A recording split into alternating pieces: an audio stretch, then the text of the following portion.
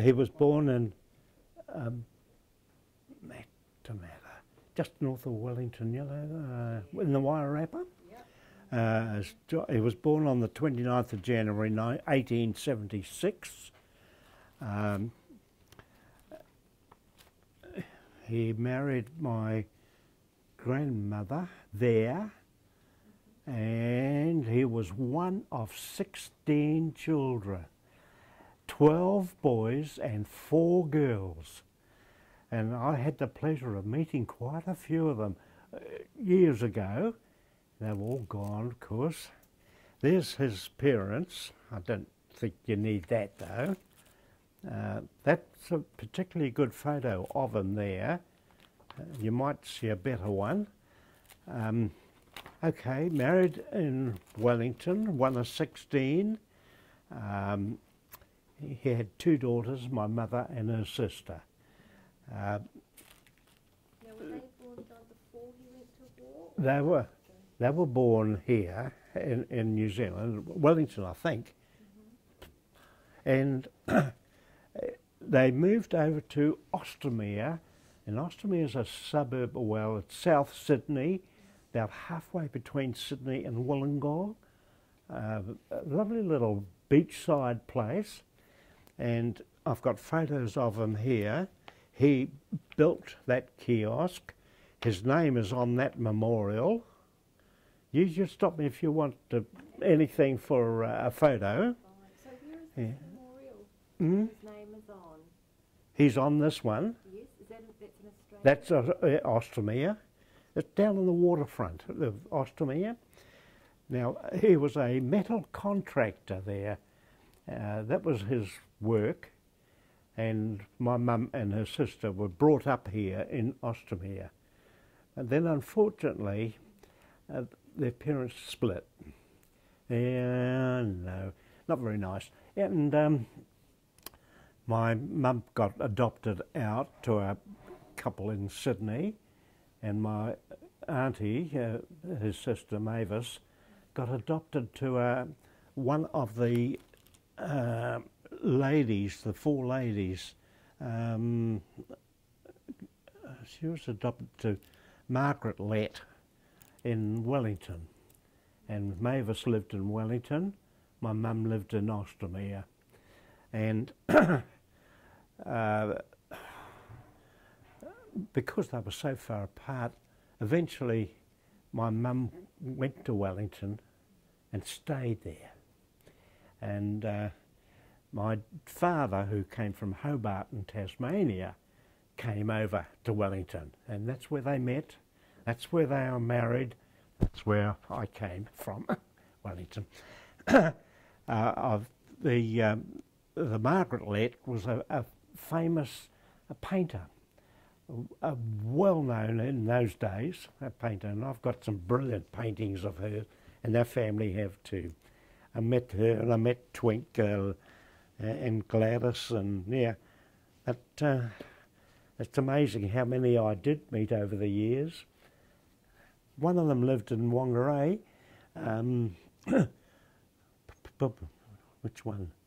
Forgotten which one. Doesn't matter. Oh, William. He lived in Whangarei, and I lived in Kaitaia, and so I saw him quite a bit. And he died, and his only daughter there married a well-known Whangarei person, Rufus Hardy, and they moved away to Waipu, and I lost track of them. I think they came down to Napier or somewhere. I lost track of them. Okay, big family, fancy 12 boys and 4 girls, and they had the 12 boys made their own cricket team, and somewhere I've got a photo of the 12 of them. I might pick that up shortly. Yeah, fancy having your own cricket team out of the one family. Yes, a bit unusual. Now, while they were in Ostermere, my grandfather cut out steps up to Sublime Point. If you know Ostermere, there's a very high ridge running along the back of the countryside, and Sublime Point is very, very high. There's a photo of it, and I've got other photos actually. And he cut these steps. There's a photo of the steps he cut out up to a lookout point above Sublime Point. Solid stone. They're still there today, of course. And my sister has painted it, and I've got a great big painting of that. Yes. My sister is living in the same village as I am, just up the road. Have you been over to the steps? Have you seen I've them? been there. I probably took that photo. I believe that they've bypassed them now. They're still there, but they've put a new track up to Sublime Point from Ostermere Beach. Never mind. Yeah, quite a few family stuff here. Charles Lett, Sarah Watson. A lot of family history. There's big family photos of them. 16 of them. They're all over the place. The descendants of these people. Yes. Of those 16, how many of them were affected by the war? There would have been some, I think, although I didn't ever pick up about any of the 16 actually serving in the war, but I can't be sure about that. That would have been around the Boer War, Yeah, wouldn't it? well, he started the. Yeah, I knew he'd been to the Boer War. Unfortunately, I had absolutely nothing until your lady over there pulled up the pamphlet that she just gave me. This one. She just gave me that. That's the first I've seen. And unfortunately, his Boer War medals got stolen. There. That's another story. Yes. Okay. Now, where can I go to from here? Was he was in the Boer War And World War? yeah, yes. Wow. He was 35 and a half when he joined up with the Australian forces and went to France. And he was 40 when he got killed. And was he killed in France? Sorry? Where was he killed? Graveside, that's another little contention. I think it's here at this memorial. His name's on that memorial, and it's just inside the Belgium border. Yeah, the Polygon Wood, where the battle was, Passchendaele battle, is right on the Belgium border, very, very close there. And well, I googled it one day and picked it out. Yes. Have you ever been over there? Look, I was near to it and never got to it. I did a trip around Europe as a young fellow, or our wife and I did, and that's a little while ago. Okay, I've got some rather graphic descriptions I've actually downloaded, and you've probably got them here too, of his mates that saw him killed. Yeah.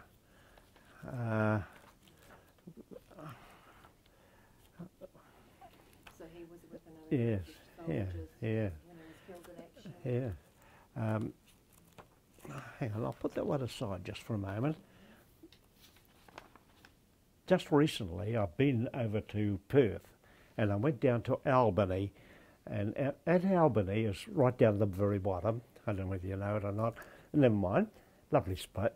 And they've got an Anzac museum there on the point where the ships left from. Oh, I've got it here somewhere. And No. that's where he would have sailed. That's from. where they went out from, and of course I took a lot of photos, and I've got those here. I don't know whether I can pick up that quick or not, but that memorial at Albany, oh here it is, was quite outstanding actually. It showed you where the boats went out from. The guns are still there. just like that. That's still there. That big picture's on the wall, and it's, oh, a big picture. And I looked at it was so good I could see the faces. And of course I knew my grandfather had a moustache, so I was looking at all and what they're doing, they're identifying all these men in this battalion picture here, the 3rd Brigade. Boys of the Pyramid, they call it. And do you think John would have been in that photograph? Oh, I'm pretty sure he would have been, yeah. If he was in the 3rd Brigade, and I think he was, yeah. Yes, but quite a lot about it there. Oh, that's rather a dramatic thing that I picked up. Passchendaele, 245 heavy casualties. Heavy rainfall and repeated artillery bombardment turned the region into a vast quagmire. It was absolute nightmare. Flat muddy bog in front of our trenches. The ground sloped uphill to some pillboxes which dominated the position. Our shell fire had to penetrate these concrete shelters or the barbed wire. What chance had our infantry to get out of the mud, climb that bare hill against machine gun fire?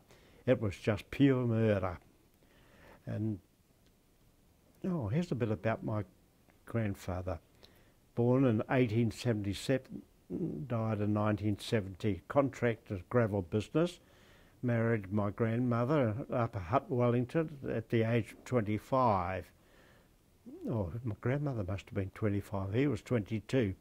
Separated, leaving the 2 girls. Back to Sydney, went to the front line with the Imperial Forces, killed in action on the 22nd of September 1917.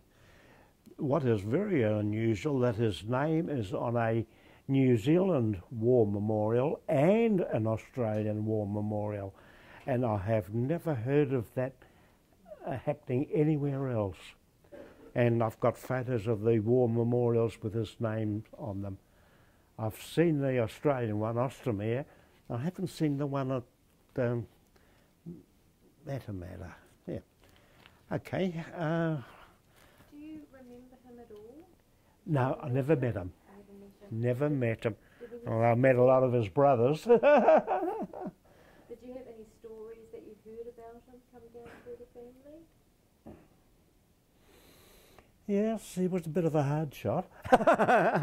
Loved to joke, loved a little gamble. In fact, one of the stories here on the boat, he got fined a day's pay for gambling. Could you imagine them on a boat? Of course they were playing poker. Where they came from, perhaps? Right. Well, the most spectacular one is this.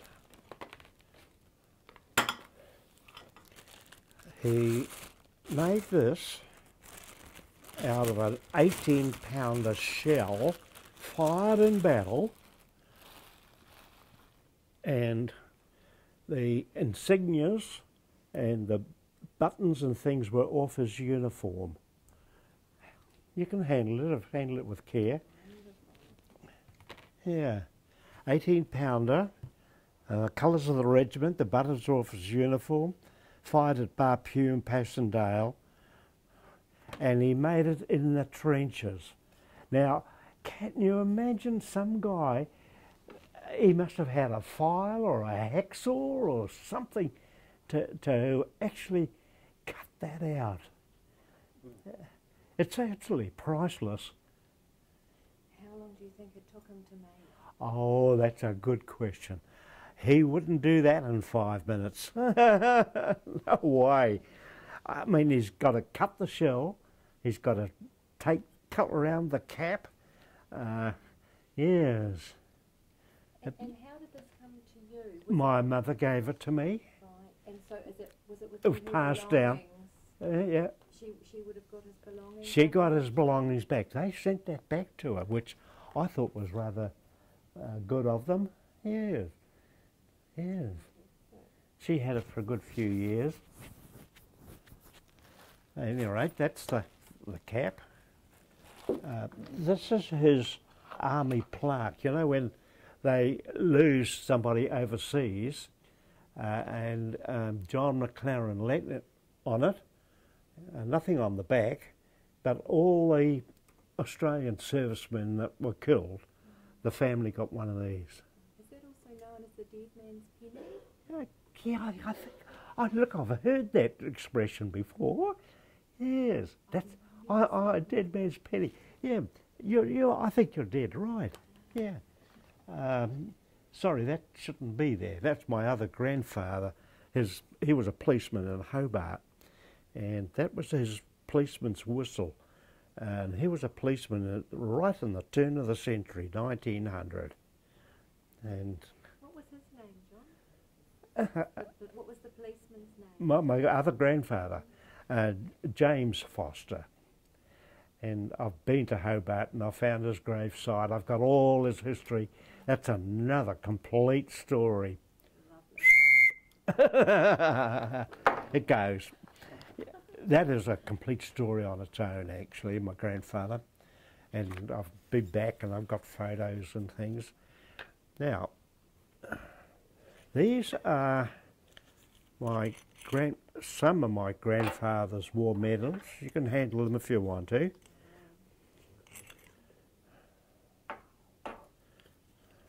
Oh, sorry, that was my father's one. Yeah, because it's got 1945 on it. Yeah, I must have just put it in there for safekeeping. But and I really rue the day that I lost the other ones. Yeah, they got pinched and probably sold. Yeah, that wasn't very nice. And this bayonet, I don't know for sure.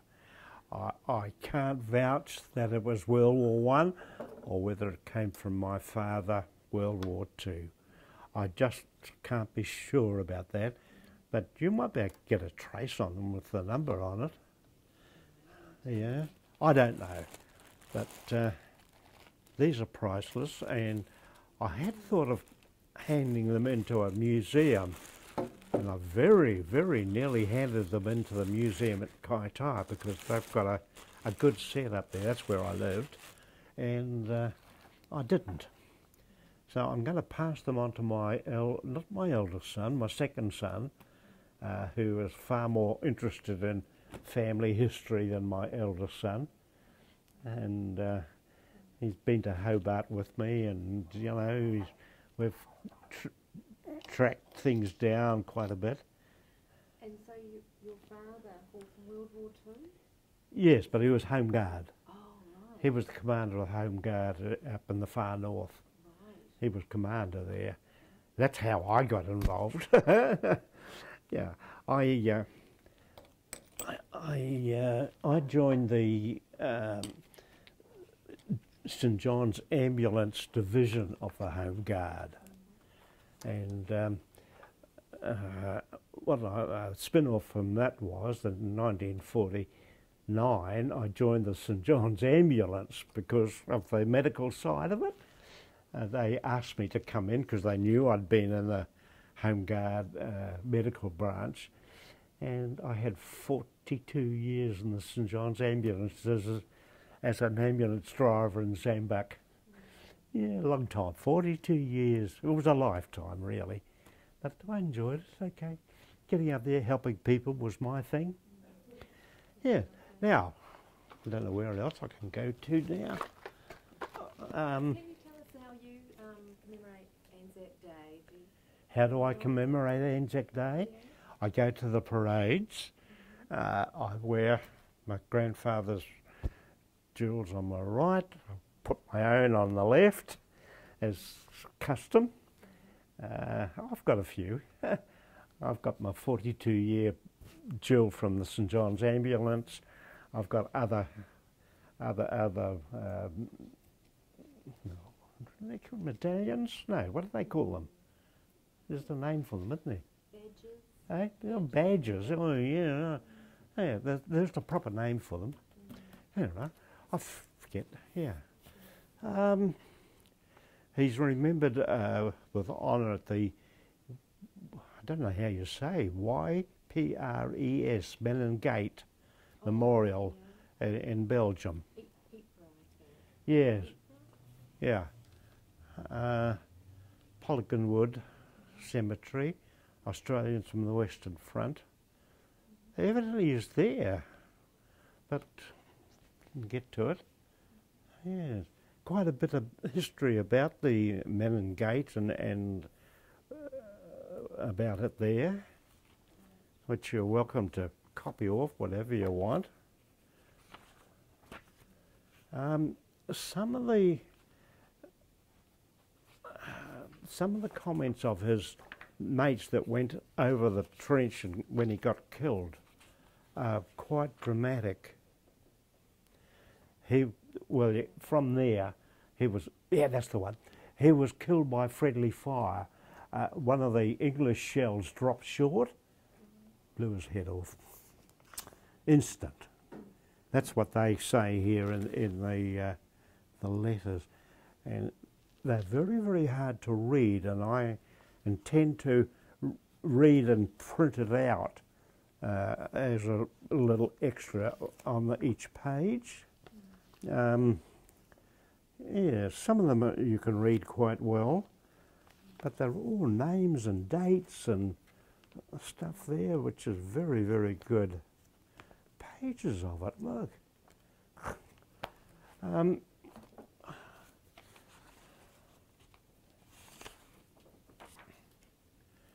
John, how do you feel about your family's involvement? You've got the Boer War, World War I and World War II, and the Home Guard there. Family involvement. Yeah. I've got two boys.